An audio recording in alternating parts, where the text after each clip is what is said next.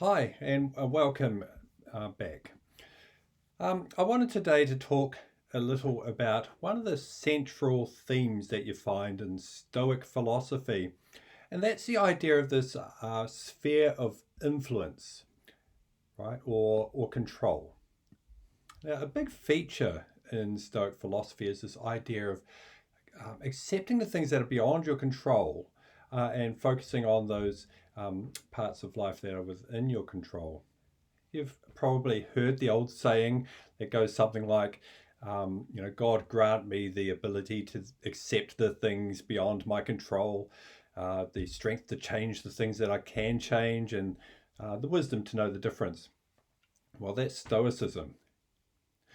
It's something that the ancient Stoics firmly held to be a good guide to life.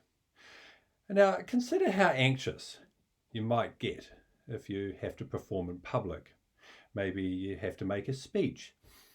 But why are you anxious?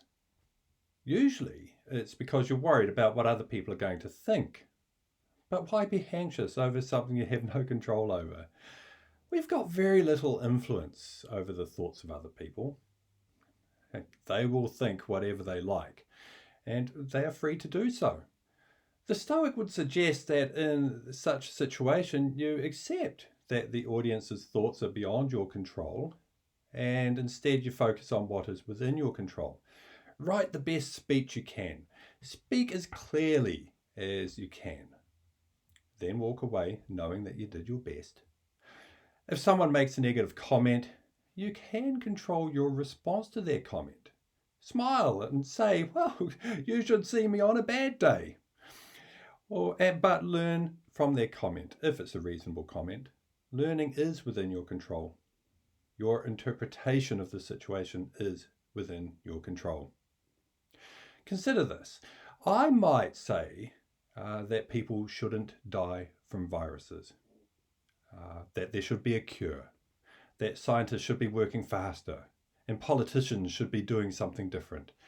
And I might get very upset while making these statements. But these are all outside of my sphere of influence. Who am I to demand that the world is such that people don't die from viruses? The world is as it is. My statement is a symptom of the demand for perfection. But if I demand perfection from an imperfect world, full of imperfect people, then disappointment will be my friend. Instead, I should accept that the world is not always going to be the way I want it to be, and that many of these things are beyond my control. But I do have control over my responses to these issues. I can avoid public places and do my best to slow down the spread of the virus. That's within my control. Some people might respond to this Stoic position by suggesting that in accepting imperfection, um, we stop improvement. We kind of uh, hinder our drive to improve the world. After all, we want to make the world a better place, right? And I think this is a good point. Now, the Stoic would probably respond by agreeing that we should try our best to improve the world, but that we should work within our sphere of influence and not ruminate on things that are beyond our control. That's the point. Recognize what you can do and accept that there are things that are not within your control. Right, let's see what Epictetus has to say about this in a related passage. Now remember, this is an interpretation of the thoughts of Epictetus by Sharon Lebel. This passage is called Happiness Can Only Be Found Within. Freedom is the only worthy goal in life. It is won by disregarding things that lie beyond our control. We cannot have a light heart if our minds are a woeful cauldron of fear and ambition. Do you wish to be invincible? Then don't enter into combat with what you have no real control over. Your happiness depends on three things, all of which are within your power: your will, your ideas concerning the events in which you are involved, and the use you make of your ideas.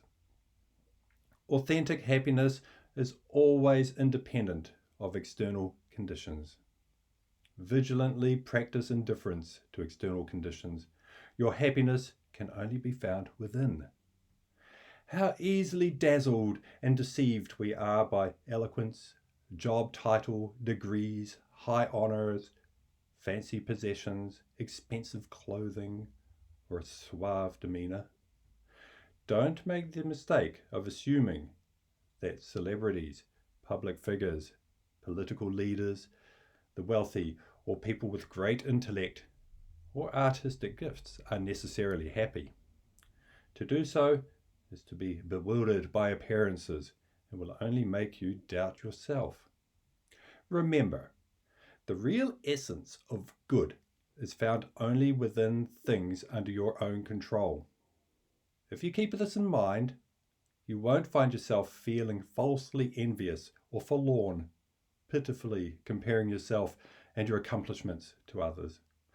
Stop aspiring to be anyone other than your own best self, for that does fall within your control. Have a nice day. I will see you next time.